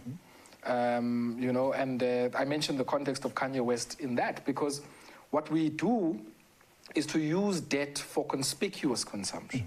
So we use debt to buy things that signal to others, not because of their use value, but signal appearance-wise that actually, hey, this guy has a lot of money, and therefore I must accord him particular kinds of respect. And this is why, in an economy that is deindustrializing with no jobs, that we sometimes get shocked when we can't rationalize why people will go and choose crime. And I argue that in some cases, leave aside the criminal intent and just uganga, leave aside that, right? But there's something about a society that respects you not for who you are, but what you have, that entrenches something in the ideas of young people, in particular young men in a patriarchal society.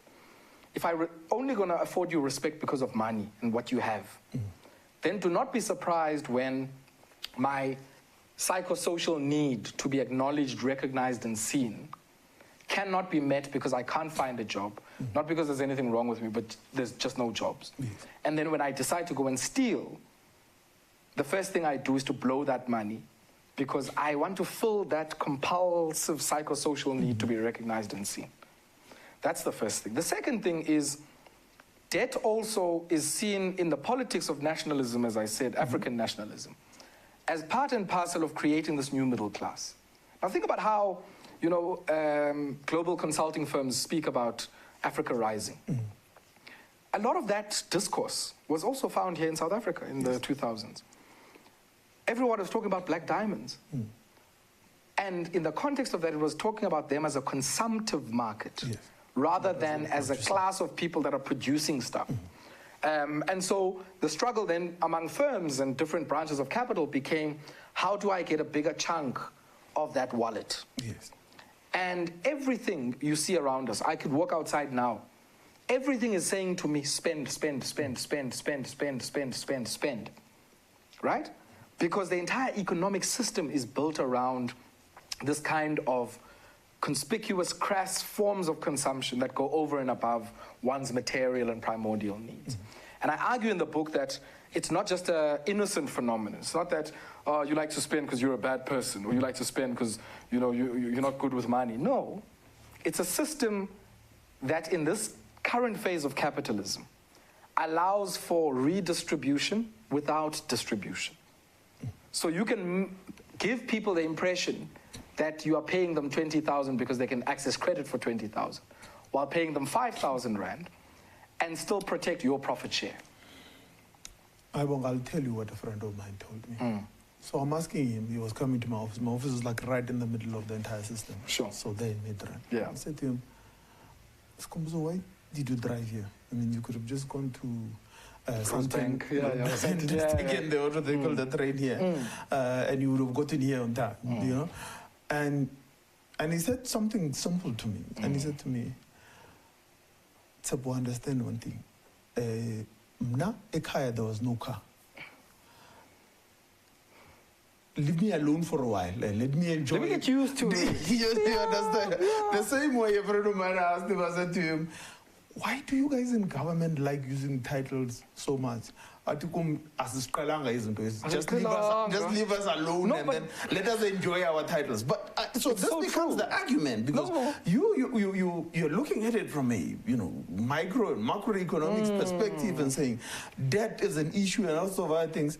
But as I mean, it's the same thing Zakes Bantwini said, right? So they ask Zakes, why is it that even with the biggest money you have, as black people, you want to splash it, and white people, will live in a massive mansion but be driving a Taz and shopping at Ackermans, and he said, which I found so insightful, he says, white people in this country, by virtue of being white, have a badge of value. You are assumed to be competent, you are assumed to be sharp on the money until you prove yourself otherwise. Whereas as black people, I need to prove myself before I even open my mouth. But also, I'm never going to be seen as a human being outside of what I have. So it gives me pleasure to have the guy who's the beggar on the street saying, ngamla, mlungu, ankelo, whatever. But if I was driving around in an old Datsun, it's just like hand out. So I think there's a big issue that we realize. The money discussion in this sense is not an economic question. And I think the toolkit of economics traditionally defined is unable to deal with it. And that's why in the book I draw then on psychology, I draw on other elements, sociology, to try and explain what might manifest as an economic phenomenon, but is a psychosocial phenomenon, you know? Yes, to consume is human. Yeah, show me. To consume is human. Yes. Yeah, because, you know, and the more and more, after I wrote the book, I see it everywhere now. I went to a funeral in the village of Alpang a few weeks ago. And you sit, of course, after the funeral is done, we chill, we relax, you know. And at every turn, there is a recognition, even by the people who are living in very dehumanizing conditions, that their path to humanity is access to the things that are ostensibly being consumed and used by those who they deem as human. There you go. So they deem Tshepo as human because Tshepo came in driving an SUV, and if Tshepo is drinking that thing, and I'm chilling here, even if I've got something I want there, but I must go and drink what Tshepo is drinking so that I can at least have my 10 seconds of fame in the limelight of humanity. To consume is human, I want. So it's not, I think you're right. I mean, it's not a material thing. You know, if you want to show me someone's psychological state of being and mind, show me their bank statement. Show me the frequency of what they spend, you know, the data we're talking about. Show me, you know, where they spend their money in relation to what they say they feel their money psychology is. Then you have found the psychosocial compulsions that person Then you have a clear understanding. But there's a question I have for you before we go to the online question. Yes. This financialization that is occurring at the back of this debt that we've created, and then the reconfiguring of the dispossession logic. Because remember, the debt in itself is, you know, part of it's part of all of that. And but aren't we, you know, cutting our nose to spite our face? When large corporations that used to produce, and they spend money on producing, now have gone more into the bit where it's more a financial company than it is actually a company that produces something. And this, I found it a bit disturbing. I mean, when you're talking about the Lewis Group and how a large part of their income now no more comes from their factory where they used to make furniture, and it's a brand that is known by what do they call it? I'm trying to remember the payoff line. For the ads on I thought of it actually when I was writing it down. So now, I'm maybe trying to understand. Yes, I understand. It's diversification, and it's I used to be in order they call it in private business, and I understand that diversification is an important part. But we're not creating jobs. Yes. Yeah. And we are creating this consumptive nation that does not produce. Yeah. And even those who used to produce, it came from the, you know, apartheid era, no more produce. And instead of them branching out and then taking up space at you know, Kandastria or in Babelehi or in Quindastria or something of that sort, and then making small parts there, and then moving them somewhere else, I have now gone into the financial markets. I mean, aren't we a bubble waiting to burst? Yeah, look, I mean, I think there are many bubbles at the moment. But this is a phenomenon, and the more I think about it, I think this is true. It's not a phenomenon that started here. It's actually a phenomenon in the UK and America that started following the OPEC oil crisis in the 1970s, early 1970s. Where what you ended up happening, and you often hear Americans saying, we exported jobs to Asia, is that you ended up having this class of what were called corporate raiders. And the corporate raiders introduced this idea of primacy of the shareholder. And you do any and everything that returns the maximum value to the shareholder. And that incentivized firms to no longer be firms that produced things and became corporate citizens in community with their workers, their customers, and so on. But now they became these effective, you know, slot machines for shareholders. And that type of culture has a particular character in South Africa. If you think about where we come from, we had sanctions in South Africa. You had massive centralization of capital in the mining, energy, and, you know, other sectors of the economy, and late industrial sectors as well.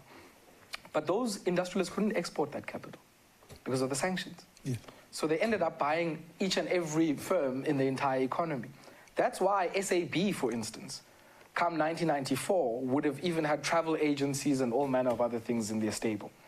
Because there was nowhere else where you could take the money to go earn a return. So you had to buy up your entire local economy.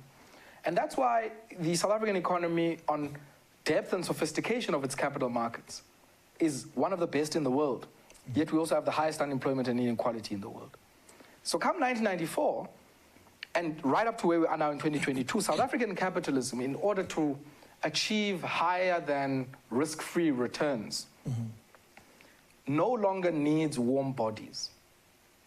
And in a way, we've come full circle from roads. Yes. Remember, roads gives us Kandapondo, poll taxes, and dog taxes even, to release and effectively compel us off of the land to go and work in the mines and on the farms because they had a labor shortage.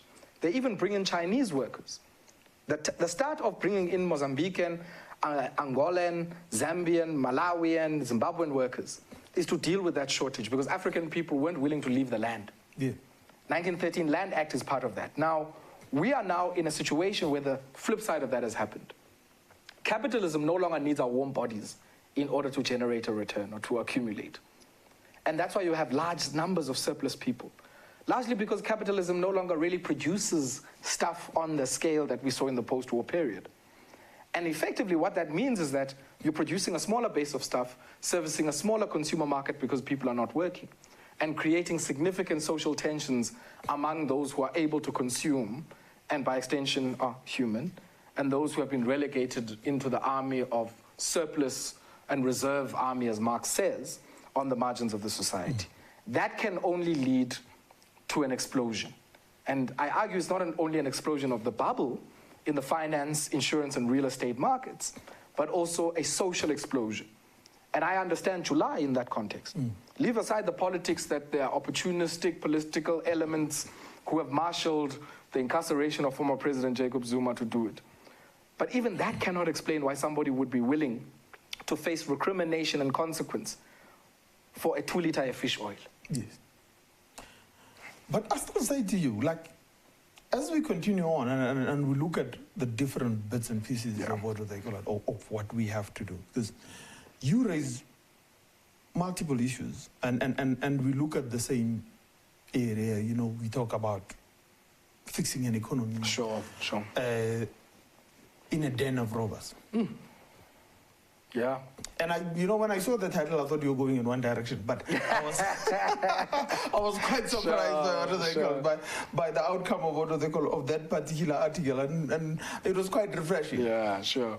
Now, it's the same lot. Remember this financialization, and then in turn, the collusions that occurred on various areas of an attempt to still keep the Glenn Gray Act going. By other means. Yeah. I mean, think about it this way. If the World Bank must tell us that you have concentrated product and service markets, there's something wrong. The World Bank's not a socialist organization. The World Bank would never have believed in the Freedom Charter, African claims, or anything like that. No. But the World Bank says to us, part of your economic problem as South Africa is that there are too many sectors where you have dominant firms. They say our other problem, coming back to your earlier point... And it's not exportable. It's not exportable. Yes, That's the problem exactly, what we're producing. Yeah. It's not exportable. Exactly. So, and also you don't influence the price and the terms at which you export. Yes. So you can't build a strategy on prices that will yo-yo all the way. But then the other element is, they say in the same report, 2017 report of the World Bank, they say, if you compare the sectors of the South African economy, in mining, they say you need a pre-tax return of 8% to generate a post-tax return of 10%, right? So you need actually less than 10% to get 10% after tax, which shows how many tax incentives the mining sector gets for all manner of things. Depreciation allowances, equipment allowances, and all of those things. But in manufacturing, you need a pre-tax return of 22% to get 10% post-tax return. Now, if you just use a risk-return framework, no money is going to go to manufacturing if you've got that situation.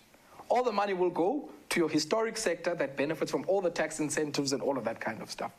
Now, a big part of what we have to do is to subvert the stronghold and stranglehold. And I know this is a controversial comment because commodity prices are looking good now. Yes. But we need to confront the stranglehold that the mining sector still has on the South African economy. Because if we do not do that, then it continues in its operation unfettered to create an incentive where even our manufacturing is not in the labor-intense parts of manufacturing. If you look at the manufacturing numbers, the biggest parts of manufacturing are actually steel, ferrous and non-ferrous metals, that big heavy machinery which is capital intensive and energy intensive. But you don't see a lot of improvements in manufacture of furniture, manufacture of clothing and textiles, manufacture of construction equipment and materials, all of which are probably the most labor intensive subsectors of the manufacturing sector. So the issue is not just about us producing more. Fine, say full imveliso, but it has to be imveliso in particular sectors that we know have a proven ability to absorb people who have limited or no skill, which is the kind of labor force that we have that is out of employment in South Africa. But who do we place the problem, at whose doorstep do we place this problem? Because my argument with you is that we own these companies. Yeah. Be it you've got 30%, 50%, or 49% of all of that. We have failed to be able to recognize that we are not just part of the ruling class. We are the ruling class. But you see, you have a ruling class in South Africa that is not historically homogeneous. So let me give you an example. It's a broad church. No, I wouldn't even say it's a broad. I argue it's a polarized church. Okay. So let me give you an example. You could be earning the same and have the same life chances as an Afrikaner counterpart. Yeah. But I can assure you right now, the discussion we're having might not resonate with that counterpart as much as you would. That fellow might not see it as urgent as you do. And part of the problem is that where power is brokered in the society, economic, political, social, and other forms of power, we are still in our encampments by race and geography. Yes. And I come back to the same question then the nationalists are asking, that we are yet to build a nation. Because if you had a nation, I mean, the reason why East Asian developmental states function so well is that you had a commonality of outlook at times and life experience between the new set of nascent industrialists who wanted to go in, the political power brokers and other social brokers. In South Africa, that homogeneity might exist in the political realm, where the dominant political elites come from the same vantage point, they have the same vision and outlook for the society. But I can't say the same. I can't say that Panyaza Lusufi has the same vision and vantage point for the society as, say, the CEO of ShopRite. Right? They might exist in the same constellation of power brokers in the society, but their historic experiences are so polarized that it is going to take a particular kind of political project and political leadership to rebuild that sense of a future common nationhood that we could have. And we're not going to have it. Because part of the reason is that how do you in the future take a child who is learning in a school now where there's no water and sanitation with a child who's at Michael House? But Ayabonga, I hear you. As they say, one of these days, the poor will have nothing to eat. But the rich. But the rich themselves. Yeah. And the July uprising gave us a glimpse into that world. Hey, Baba. Yeah? The July uprising. I don't think we still understand what happened there. I don't think we still understand what the July uprising meant. We don't understand. We don't understand. Yes, we're insured and what do they call it? And Sasiria is there and the unforeseen that the market cannot take on the one end, then Sasiria will take. But here's an issue, and be it of any race, we have an issue here that is facing us in this economy. As they say, one of these days they'll have not, the poor will have nothing to eat, or eat what do they call it, the rich themselves. Now, what is it that is not making us see the problem the same way? The estates that we've built with the high walls and everything else, our gated communities, are not our realization that that wall is not going to stop anybody who wants to come into your house? Exactly. I mean, in July, I was clear about it, that this wall is not thick enough. Yeah. And you can't build hard. Look, I mean, I think part of what we need to do at the psychosocial and political level is to do away with South African exceptionalism. Yeah. You know, people can hype you up. You must never believe the hype. We were hyped up by the global community in 1994. You are a miracle. We've never seen this happen. This could have been a Bosnia. This could have been this or the other. And our biggest failure is that we started to believe it. We thought that was durable. We thought a miracle can outshine and outlast all of these things if we hold on to it for long enough. The politics of hope. Oh, yeah. We thought that jovial moment would last forever, and it hasn't. I remember going last year to Isithebe, one of the former KwaZulu industrial areas, and many facilities had been burnt there. In a sector that we want to encourage, clothing, textiles, footwear, leather, and so on. And I remember not understanding, why would people burn machinery? Why would people take machines, throw them in the village, in the river, and so on? Until we drove out. When we drove out, I looked at the settlement behind the factory establishment. And I've seen in parts of the Northern Cape and the Eastern Cape, farm workers' houses that look better than some of those houses. Yet, some of the big national brands have their uniforms of their staff manufactured in that place. Yet nobody ever thought on any day to say, how do we change this in a way that distributes value to some of these people? And it's the same we see now with the 30%ers who come on site with guns to stop critical infrastructure projects, largely because we have been baked in so much into a culture that says, I can go and make my money, and as long as I make my money, I'm safe, no one will touch it. And all of these things are the price of having lived in, become desensitized to, and accepting life in an unequal society. And they are going to become much more fractious going forward. You know, when people have nothing to lose, Tshepo, we are very scared at this point now because they've shown us in July that I can go to jail for a 12.5 of milli-mil. And I think if we are not interested in taking production to areas where there was no production, taking innovation to areas where there was no innovation, you know, the N3 corridor, Joburg to eThekwini, is our biggest vulnerability in this country. No. They hit us there, we're done for, in this region actually, in SADC. No, believe me, I spent 12 hours on that road and I'm comfortable about the pain. That when the trucks block it up, what happens? Yeah. I did tell you, you owe me another book. Yes, but, sir. The online, somebody has asked, do you think the South African education system as it is good enough to enable us, the upcoming youth, to harness the opportunities, i.e. the economy that is on our doorstep? No, I don't think it's good enough. I also think whenever that question is asked, there are a lot of problematic assumptions in that. Yes. So let me tell you why I don't think it's good enough. We spent 12 years at school, and after, what, how many terms is 12 years? 48 terms at school. You can't fill in a tax return. You can't fill out an invoice. You can't grow your own food. You have no basis of being able to clothe and shelter yourself. So it's not an education that gives us the ability to self-sustain. It's not an education that gives us an enthusiasm to go and fix the problems in our backyard and on our doorstep. But I also don't think that the solution is a Zimbabwean-type education. Okay. So people often say, yeah, but look at what Kgobe did with the education. Well, part of my problem with the Zimbabwean education system is its encouragement of obedience.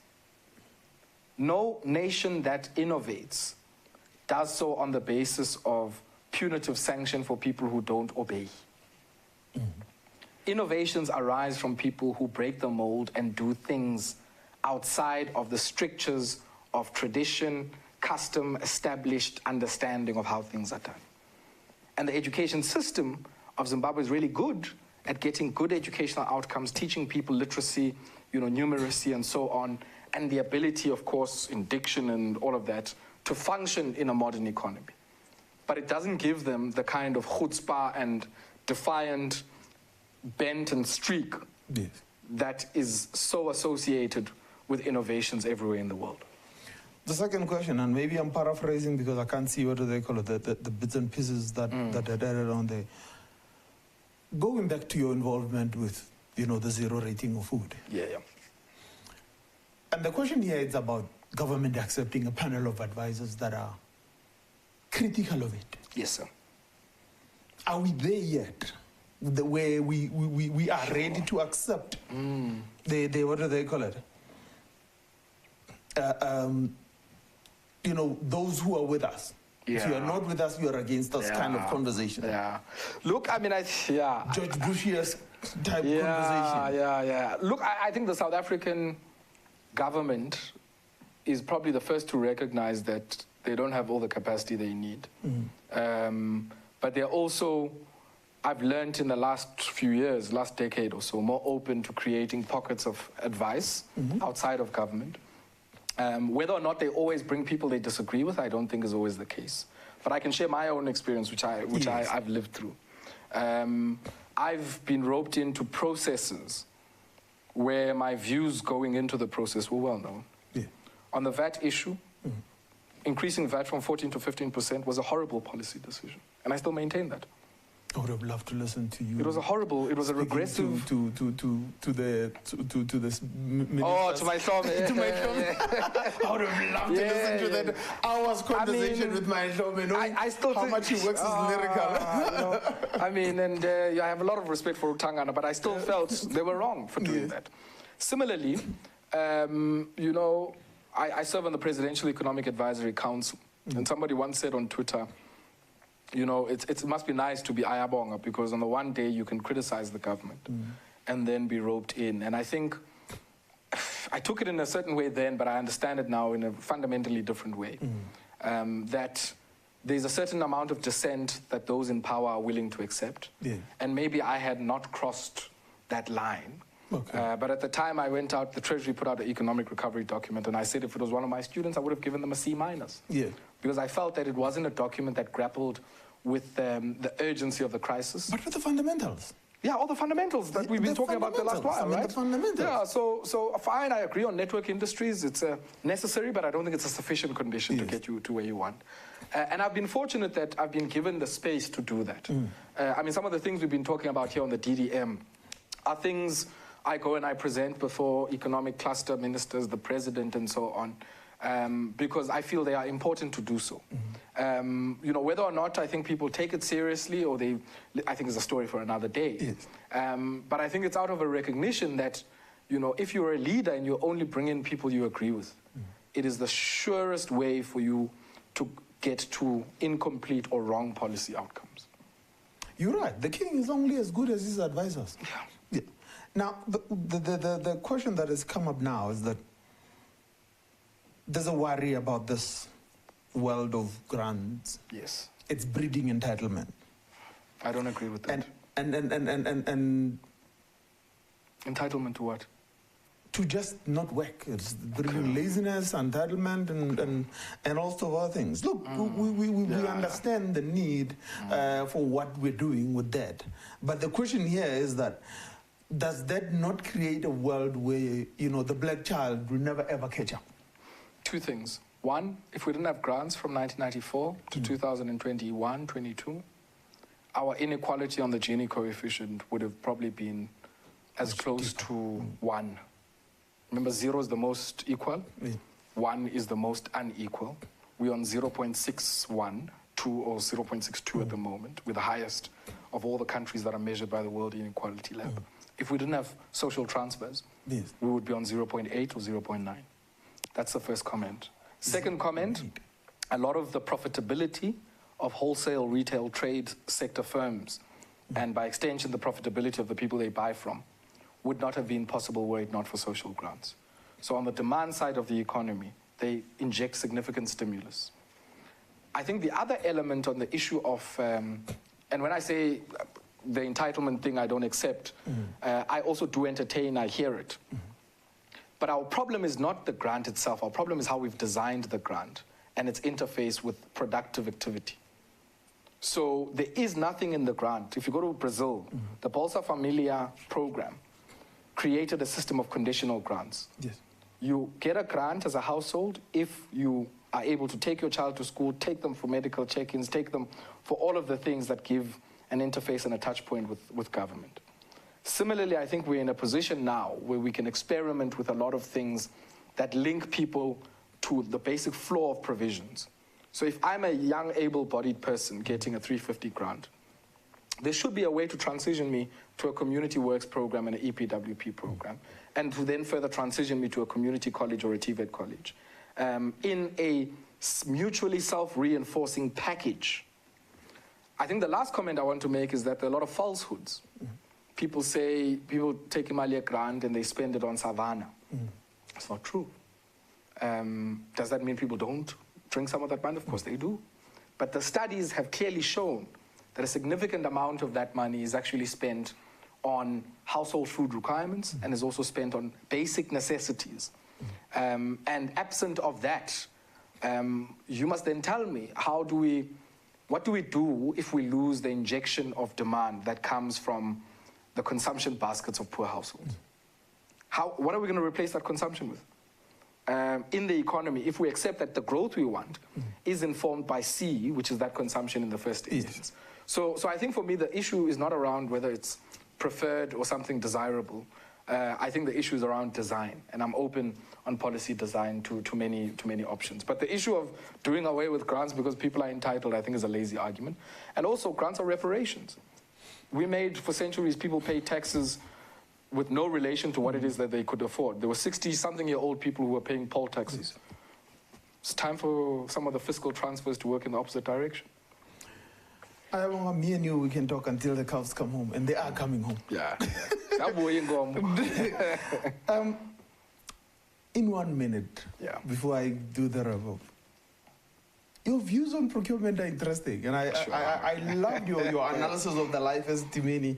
And then I wondered at that point in time, as the premier ever called you up and said, man, come, let's talk about this thing. Your views on it. I don't know, maybe the caller are still coming. It's still coming. Yeah, who knows? No, but I was quite, your views on procurement and its use in being able to stimulate the economy. It's one of the most important tools we have. The buying decisions of government at multiple levels are not just about buying goods and services, but they have the potential to frame economic relationships between people, firms, households, sectors in ways that are aligned to our vision of creating a non-racial, non-sexist and democratic society. A society where people, will have, won't have to worry about the basic things, where your ability to clothe yourself, to shelter your children, to ensure that they go to school will not be related to your participation in the labor market. And I think that's the kind of society that we want. From me, Mutwapo ya now, Claude Deville, Mutukwa, Thank you, sir. It's been one heck of a ride. As I was driving here, I'm thinking, how am I going to approach this? I always have to have a way of approaching. It seems like you read the book 3 times, though. But we found the conversation, and I look forward to my other 2 books that you're still writing. They're coming, Bob. And I think there's depth there, the education issue and the issue of economics and the learning of economics. There's a, I'll speak to Tracy McDonald's and talk to them about how do they incentivize you to write another book. But thank you. Ladies and gentlemen, Ayabonga Cawe. Thank you, Chief. Thank you very much.